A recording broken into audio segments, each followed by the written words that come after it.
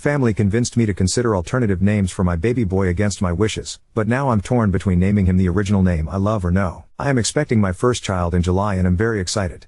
Me and my fiancé had both a girl and boy name we were very happy with and loved until we found we were having a baby boy.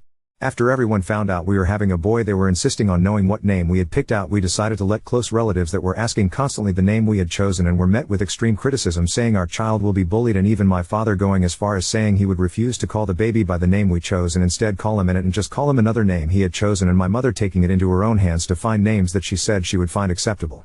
It had gotten to the point where I even felt guilty for picking the name and was looking at other more traditional names to keep them happy. I enjoy the other names we have chosen, but to me that are just backups, and I love the original name we had chosen much better. I still want to name our boy the name we intended, but the fallout of doing so seems like so much hassle and will just cause so much unnecessary drama and problems. My parents heard my backup names and have been referring to him as such since then, but it just feels wrong since me and my fiancé love the name so much. My fiancé disagreed with me and said he still intends on naming him the original name we had planned out. I really want to, but I'm honestly scared about the fallout. So Wibta, if I named my baby the name we originally intended even if my family thinks otherwise? Edit. To those wondering, the original name we chose was Silas. Wanted us to stay with them and contribute so that both parties can live more comfortably. Currently I pay for 90% of the groceries and also pay for things here and there that they need, as well as a small portion of rent and gas if they need it. I also contribute to the household and make dinner every night and clean some of the time. Currently my fiancé has actually picked up the slack and does most chores in the house that pertains to us, and even go behind them most times and clean up their messes as well. So unfortunately the name came up again today and I had to break the news that I would be naming my son Silas. I got enough of a backbone to do so and just nicely told my mother that while I like the other names I love Silas and that I will be going with that name. I thought it would be easier to tell them now than instead of telling them while they are at the hospital, because they would probably get themselves thrown out or would take it even worse than if I were to tell them now than keep it from them. And well, it did not go well, to say the least. She said it was a stupid name and ugly and that she would not be calling him that and will call him by his middle name instead. I told her if she wanted she could call him C, and she said she would flat out not call him that. I should know that when my whole family hates the name I should know better, and it's horrible and would be causing problems. I told her I'm not going to argue with her, and if we were to bring this up again I would just leave and go to my own space. She told me I better leave right now because she was so angry. Now an hour later I got a phone call from my father at work asking me why I'm picking at my mother even though I wasn't. I told him the same thing I told my mother, and what he said genuinely shocked me and made me concerned for our current situation. He told me the name was stupid and if I'm willing to start this fire then I should be ready for the consequences of my actions. At the end, Ame I chose was a slave name, as well as saying Hess done his research on the name. He even went as far as saying this was a choice influenced by my fiancé threatening to kick him out and saying he will end up homeless over this. So now unfortunately we are looking for rentals near us, as this is honestly ridiculous and getting out of control. Any advice is very much welcomed, as we are wondering if this is even fixable, and for the people that live in Canada any advice on rentals is very much appreciated as well. If it makes you feel any better, I didn't take what you said offensively. The homeless thing really has me worried. I can't afford cost of living where I am ATM by myself. It's $1,400 to $1,900 a month without utilities, and I ATM am being drained financially because I'm not just paying groceries for 4 people but 5, and that's without including a baby. Soon I only get paid around $700 a month, and it all goes to meal planning for the 5 people that live here, and with the very little I have left I pay for gas in order to get to my prenatal appointments and for ultrasounds, so I wouldn't have enough for a first time's rent or a damage deposit. My in-laws don't like me either. That's why my fiancé is living with me, because of a previous fight with them, so I can't go there, and I don't really have friends who don't live with their parents either, because like I said, cost of living is so high it's just kind of the norm to live with their parents. It wasn't just me struggling financially but my parents as well. They would be late on bills or have utilities shut off. We came to the conclusion that if I stay and pay for some essentials it would make it easier on both of us, but they are still using them, paying the majority of bills on me. AMD still using the threat of kicking me or my fiancé out in any fight, even if it's a fight about simple things like chores. To answer some questions, this is the absolute healthiest realtianship I've ever been in. Previously I've had my fair share of bad realtians. Hips, I have moved out before when I was much younger because my ex had told me I was doing too much and being emotionally manipulated by my family, along with some different allegations, but he was 20 and I was 16 at the time, and ended up in an even worse situation with him, just straight abusing me. But my current fiancé is nothing like my father or my ex, which is I think why they dislike him so much. I'm in my 20s. AMD so is he. My parents had me at the same age I am right now.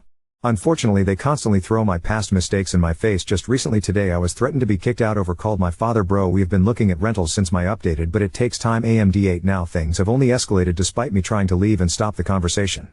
Update 2. I'm 32 weeks pregnant, measuring at 33, and my best friend of 3 years had a fight 2 weeks ago because her boyfriend texted me a couple long lengthy paragraphs about how it would be best for me and the baby if I give him up for adoption. I have prepared for everything, have the essentials, and it's been a very stressful but at the same time rewarding pregnancy. I have been anxious, but I've been so excited to meet my baby and give him a good life that he deserves. My fiancé is also very excited to be a dad and is ecstatic. Anyways, I was ranting about how my living situation isn't exactly what I want it to be at the moment. Living with my parents due to rent prices, I thought it's better to live with them than an unstable situation, and that my fiancé had to quit his job due to our car breaking down, which is now totally fixed, and is currently looking for a new job in walking distance. She gives me advice and reassures me I'll be a great mother and offers to help my fiancé by looking at his resume and fixing it a bit. I thank her profusely, and then she says she has to go out on a date with her boyfriend, but she will talk to me later. I tell her I hope she has a good time and we leave. At that. A couple hours later, however, I get 3 very lengthy texts from her boyfriend telling me I'm not mentally prepared to be a mother and that it will be best for everyone if I just give the baby up for adoption with a bunch of other things. I was taken aback since she just told me I would be a good mother and that it was kinda rude that she let him text me that even if she didn't feel the same way. I texted her back telling her I was hurt and that we should take some time to ourselves. She then told me to not get offended by an opinion, and stayed very clearly away from either side. She would say stuff like, "This is not ideal and have confidence in your decisions. This was not sugar-coated for you," and then go to, "I love you though and will support you."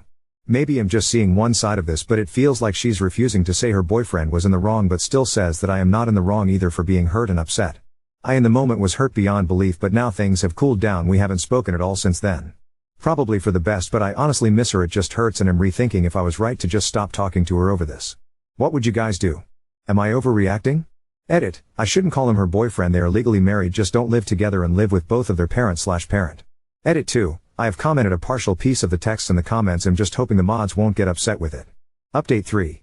My friend has now texted back today asking me for an update on our friendship and that she loves and misses me and hopes I'm doing well. I honestly don't know how to reply. She seems to have good intentions, but I don't think I can just look past this. I haven't gotten any form of an apology even after I made it very clear I was hurt. I have been rethinking this friendship for a while. I do love and care for her very much. I don't think having her in my life when I have a child is a good idea due to her very strong views on other things as well. I think at some point people just outgrow each other, and unfortunately, I have come to the point where I'm ready for this new chapter in my life. While she was a huge part in my previous chapters and I love her dearly, I think it would be best for both parties to come to an amicable and peaceful end while we still can, without resentment and or any residing bitter feelings. Everyone is allowed an opinion, even her and her husband, and I hope things turn out well for them and they have a good life. I just don't think I can put my child in a situation where they are seen as a mistake and a poor decision when I know they are incredibly loved already and not even here yet. My friend dislikes children and the idea of bringing children into this world and condones a lot of things that I believe is unacceptable. It was easy to look past when it was just me. I don't want my child around something like that, so for my sake and my little boy I no longer feel like this friendship is a good idea. I still don't know how to reply and am thinking about it, but unfortunately I have come to a decision that this must be done for both of us and I hope she understands. Any advice on how to approach this situation would be very much appreciated. Thank you for all the support and kind words. Edit, the texts didn't even come from his phone, they came from her social media account. He just stated that it was him texting me. She has very obviously seen the messages, and we had a confrontation about it before this, but she just kinda stood by that it's his opinion and that Hess allowed to voice it even when I didn't ask for it. Update 4. If that's what you think is best, then I suppose it is so. I've been trying to support you and I didn't want to see you ruin your life and tried to carefully hint at it because I know pregnancy can FCK with your mind. Best friend's husband's name came out as the blunt one, thinking that would be the best way to try to get through to you. I'm sorry it had to end like this. I just don't see how one disagreement could possibly be the end of a real friendship, especially because it was someone else who said it. You know I would have supported you 100%. I hope it works out for you, and that you remember that you need to take care of yourself. Be safe, and enjoy everything. After careful consideration, I blocked her. It seems as though we have different views on life and what we want from it and what we consider a life-ruining decision. It has been a good run, but I hope she has a good life and finds happiness with her husband. Now on to second story. Ida for refusing to tattoo at my cousin's wedding? I am a tattoo artist. I've done an apprenticeship the first year of tattooing. I work as a tattoo artist for 4 years now and I opened a studio recently. Me and my family are invited to a wedding that is taking place in another state. My cousin is marrying and we got the invitation a few months ago. Time has moved forward and now the wedding is in a week already. Out of the blue my cousin, let's call him Matt, texted me with something along the lines of, "You're gonna tattoo me on my wedding day." I was a bit confused as I never even thought of bringing my equipment, since I also didn't plan a guest spot or anything. Guest spot is a tattoo artist working at another studio for a few days or weeks, mostly in a different area to grow the clientele. I jokingly asked if he has a machine, as I still hoped that he wasn't serious. He then just asked if I don't have one, and that one machine wouldn't take up that much space to take with. I replied that I didn't plan on bringing my equipment, that in fact contains more than just a machine, color, hygiene stuff, stencil, that's the purple stuff you put on the skin to then trace the tattoo with actual needles, etc., and that I'm not prepared to tattoo at a wedding of which I don't know anything about, layout of the location, is it inside/outside and so on. He then said that he had planned on this and that it would mean a lot to him to both get a tattoo on his wedding day and that I'd be the one to tattoo him. Remember that this is the first time I'm hearing this. I again tried to explain that I don't feel comfortable with that and that it's quite short notice as I work until me and my brother fly over to attend the wedding and a tattoo needs to be designed first, right? He saw my message but didn't reply anymore. This morning my mother called and she was furious. She asked why I couldn't pull my shit together and just tattoo Matt. I told her what I've previously told Matt as well, but she didn't want to hear it. She just said it would mean a lot to her and Matt's family if I do that and that it could be my wedding gift. Then she hung up. I talked to my brother about it and he just shrugged it off and said it would be nice of you, though I'm unsure what to do now. As I said, I'm not really comfortable with the whole situation, especially because I've never been guest spotting, so I never had to travel let alone get on a plane with my equipment. But is that just selfish? I mean, it would mean a lot to apparently everyone and I'm just saying no? Edit. 1. I do have an actual wedding gift already as they sent out a wish list with their invitations. There was a point that said artwork, because they recently moved into a bigger house and apparently they want random artwork to decorate. I oil painted them a painting I spent several days on, so I also don't plan to give him a voucher as a gift. 2. Maddie doesn't have any tattoos as far as I know. 3. I don't know what my mom's problem is with all of this. I think she just wants to keep the peace. Update 1. So the last hours have been a lot. First I called my mom and wow, she asked me again, this time very friendly, if I want to tattoo Maddie at his wedding, and again I said no, with all the reasons I've previously given her plus some of the very good points you guys had. Before she could say anything else, I added that I felt like she wouldn't take me and tattooing seriously. She didn't say anything for a bit until she tried to explain that she really thought it wasn't a big deal. I told her again that it is and that my mom of all the people should know how my job works. She agreed and apologized profusely. I then asked her if she'd like to attend and watch me work on a client's appointment, and to my surprise she said yes. Mom is tagging along tomorrow. Now to Maddie, or rather his bride. I finally got hold of the bride, let's say her name is Becky, and asked her about the request her fiancé confronted me with. She seemed surprised as she apparently had heard from my aunt that I made them something for their new house. She assumed it would be a painting since I'm the artist of the family and it's known that I also paint. I confirmed that, but that Maddie has come forward with this out of the blue and that it's not a good idea for many reasons. She agreed with me immediately. I think she does have tattoos. She thanked me for telling her as no one else did. Becky seemed really mad, but she seemed to pull herself together. I would have lost it. I'm assuming Becky confronted Matt after our call because only 3 to 4 hours later I checked the family group chat and there was a message from Becky. There will be no ceremony on the 13th as Matt and I decided we aren't getting married. Matt and I have things to figure out, so please text or call us tomorrow if you have questions. For the rest of the day we'll be on flight mode. After dinner Becky called me and apologized for Matt again. She said it was a stupid idea of his and that he just thought it would be cool. She then informed me that she still wants me to fly over for the wedding day as she will be hosting a party instead of a wedding. Everything is paid for anyways and she doesn't want anything to go to waste.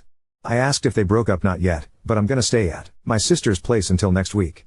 I'm assuming Matt hasn't been too great, but I'm sure I'll hear about it. Apparently my brother and my mom aren't invited. Lol. My call must have been the last straw, but as far as I am concerned Becky is handling it gracefully and Matt will be okay too, I'm sure. So I'm going to a party, but did I just make a new friend? Thanks y'all for having my back. Update 2. So because a lot of you wanted to know how the bring your mom to work day was, I picked her up in the morning and we headed to the studio. I showed her around, told her a few background stories about some of the artworks and photos that are hanging on our walls and explained her my routine as I prepared everything. My client arrived and I handled it like I usually would, just with my mom sitting there. Lol. I explained every step of the process and she also asked me questions about my ink, needles, technique, etc. It was a lot of fun having her around and she really did surprise me with her openness and interest. When I was done with tattooing my mother had to leave for work, but thanked and hugged me for bringing her along, as she not only enjoyed spending time with me but also loved seeing me doing my job so professionally and said that she sees my work and efforts now. To the wedding/party, the party started at 1400 hours as the ceremony was cancelled. I arrived and was immediately welcomed by Becky's sister. She hugged me and helped me with my painting. Everyone was outside, drinking and having a small bite already. I went to say hi to Becky and she hugged me warmly. She seemed tired but otherwise fine. Becky was also smiling a lot, which surprised me. I went to mingle as I didn't want to start off with questioning her. Lol. I met a lot of her friends and apparently the most of them weren't too fond of Matt. I heard a few things of how he tried to change Becky to be more like his ex and stuff like that. Not a great look, Maddie. Speaking of, not a single friend or relative of Matt was around. Besides me and one other cousin. Later as we sat down to eat, I asked if could join Becky's table. They said yes, so I was sitting with Becky, her sister and 3 of her friends. I introduced myself to one of them, haven't talked to him before, and Becky added that I'm Matt's cousin, the one who was supposed to tattoo. A simultaneous "oh" came from everyone. And with that, the conversation was about Matt from the get-go. I asked what happened. The sister just rolled her eyes and was like, what didn't? Becky and friends told me, a while ago Matt has apparently started to pick on Becky for being herself in various ways. It started small, like asking her to change her sports routine from workouts to only running, then he criticized her cooking as he prefers to eat more meat and more traditionally. They discussed these topics and it always seemed fine, but he didn't stop. He asked her if she couldn't let her hair grow or get extensions, and speaking of hair, if she couldn't get them bright. Becky has shoulder-long black hair. More and more seemed to pile up until he also started to make comments along the line of, "Can't you be more like my ex?" As I understand it, he didn't say it specifically, but it was clear he meant it like that. His ex is from Texas. I was shocked. I asked why she didn't break up because of that, but Becky explained that in the situations it didn't seem as bad as when you list those reasons. She had also made a few changes to make Maddie happy but continued to do what she wanted most of the time. Time went on and the issues resurfaced again and again in different ways. The last big fight was only a few weeks ago, when Maddie called Becky by his ex's name. They somehow settled this, so let's skip forward to when I called Becky about the tattoo idea. After our call, she went up to Matt and asked him why he didn't talk to her about it and why he would just decide doing something like that on their wedding day, he expla, and that he wanted to surprise her and stuff like that. Becky went on telling him this wasn't happening and that she wanted to be able to enjoy the wedding and their honeymoon. Again, they seemed to agree in the end and he apologized. But later, this almost threw me. As Becky was starting to cook dinner and Matt was sitting at the counter, they talked about tattoos again, apparently really chill discussion about tattoos in general, and Becky asked him playfully what he intended on getting tattooed. He gestured across his chest and said, "I want my birth date, our wedding date and your birth date, so, insert is BD/06.13.2024/ insert BD/." Becky said she went blind for a millisecond. That third date was in fact not her birthday. She asked him again and he repeated the same dates. She then said that this isn't her birth date. He persisted that it was and that she should stop trying to fool him. She said she started to cry and ran to get her purse to show him her driver's license. That's when his face slipped. He tried to get out of it by making excuses that he isn't good with dates, etc., but Becky just went straight to her phone and checked Facebook. She found his ex's profile showing her birthday. It was the date he would have gotten tattooed on his chest, if I hadn't said no and also called Becky. My dumbass cousin would have ended up with the birthday of his ex-girlfriend next to his wedding date. Becky said he more or less told him it was over and that this is enough. She started to immediately reorganize the whole wedding and honeymoon while kicking him out of the house. A bit later she called me back. She also mentioned that she didn't want to say what happened on the phone as she thought I might tell my family and she really didn't want to hear about it. Fair, I get that. Becky changed the honeymoon booking and is now taking her best friend. Also, if you're wondering, Becky's dad is currently the owner of their house as they agreed to slowly pay him back, due to his financial wealth and stability that made more sense this way. As far as I know, Becky is going to stay there. Anyways, that's the tea, folks. This was truly a wild ride and I am pretty sure Becky and I are going to be good friends. We really hit it off. I don't have much dignity left for Matt, so I'm not sure I'll keep the contact at all. P.S. Becky loved my painting.